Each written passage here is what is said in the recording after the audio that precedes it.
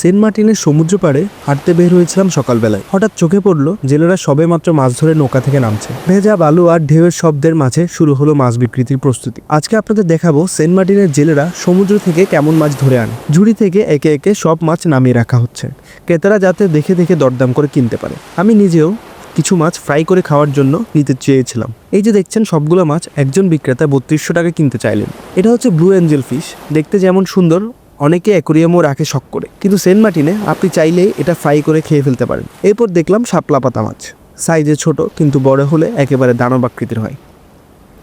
এই মাছটা দেখে থমকে গেলাম। স্থানীয়রা একে বললেন টাইগার ফিশ, নামটাই যথার্থ, দাঁতগুলো ধারালো আর শক্ত।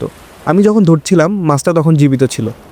এবার আসি এই ভারী খেলোয়াড়ের কথায়, লবেস্টার মানে আমাদের পরিচিত গলদা চিংড়ি, এক একটা যেন ছোটোখাটো হাতি, দাম একটু বেশি। সবগুলো মাছ বিক্রেতা 6000 টাকার নিচে ছাড়তে চাইলেন না। সেন্ট মার্টিনের পাড়ে রোজ সকালে যেন সামুদ্রিক মাছের এক মেলা বসে যায়। আপনারা কি কখনো এমন মাছ খেয়েছেন, অথবা সমুদ্র পাড়ে এমন অভিজ্ঞতা হয়েছে? কমেন্টে জানাতে ভুলবেন না।